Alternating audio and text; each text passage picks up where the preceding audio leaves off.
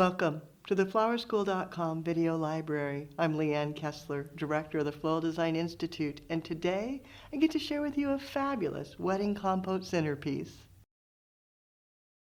Starting with a beautiful mercury glass compote, and then gathering flowers that will give it a vintage look. The emphasis on the amnesia rose, such a complex color, so fabulous, and quickly makes it look vintage, almost antique. Then mixing that with silvered foliages, seeded eucalyptus, some rich greens to set it all off. And then one of my new fabulous finds. Look at this Queen Anne's lace. Soft pinks, even into the burgundies. Such great color. And then scabiosa and eggplant will give this a luxurious look. For wedding specialists, oftentimes the mercury glass is a rental piece. So to make sure that you don't have messy cleanup, I would use a gripper bowl, foamed in, and then just set that in. That way you don't have tape and muss on the compote itself. Then just score your corners and begin designing. Maybe start with a little bit of the ruscus, letting it extend outward. Maybe fatsia leaves, so you get a nice large leaf coming in here.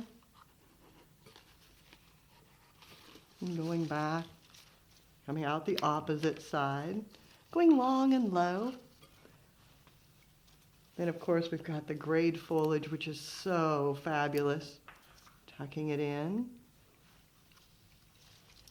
And letting the seeded eucalyptus drape over, giving it soft movement. And then continuing on, filling in till all your mechanics are concealed. You can see, even with just the foliages, it's beautiful. Working with a horizontal line, focusing on a radial format, and drawing the eye in towards the accent area. So now I go back with flowers and think about my sequencing so that the littler ones are on the tip. Now, some of the amnesia might have a bad petal or two, but I try not to pull off very many because that's part of that beautiful vintage look. Then judging my length, giving it a cut, making sure I get at least 2 inches inserted into the foam, coming out to the sides,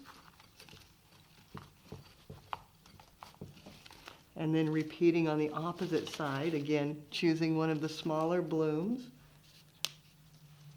judging the length so that they coordinate, giving me a symmetrical oval, and placing it in, again, getting that 2 inches. Then the larger blooms that are starting to open, those are going to go more towards the center, the main body of the design.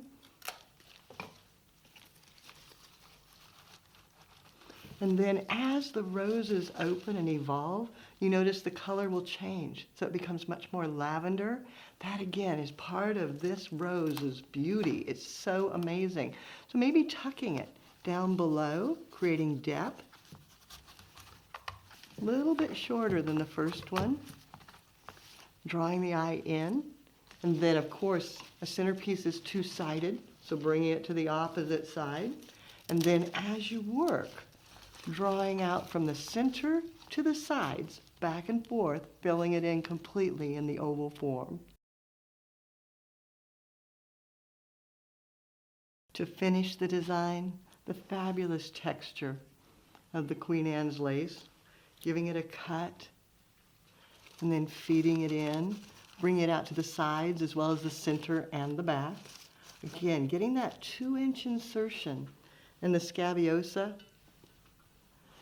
It's so beautiful and very thirsty. So you want to make sure that you get it in at least 2 inches so that it's nice and deep so it can drink well. And then clustering them so that they get good value together, letting them come up a little bit higher.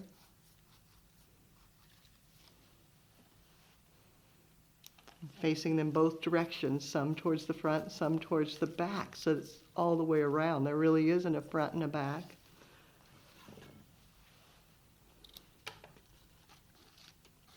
And just filling in till you get it nice and luxurious and beautiful.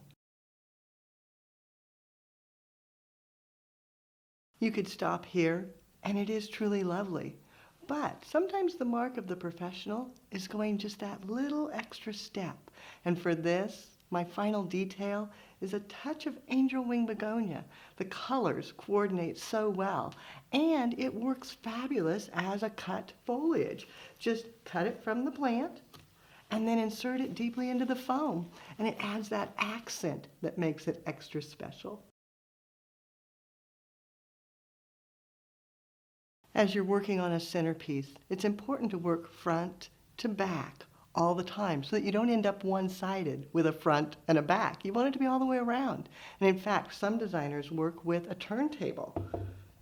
That way, as they're working, they can turn it easily and see it from all angles and be sure that it truly is a fully symmetrical centerpiece. Now, for more creative inspiration, check out the website, flowerschool.com. If you've got questions, you can reach me there or by telephone at 503-223-8089. Of course, you can always use my personal email, leanne@floraldesigninstitute.com, because now it's your turn. What are you going to create? Take a photo, send it to me, or post it on social media and tag Floral Design Institute so we all can see. Have fun and do something you love.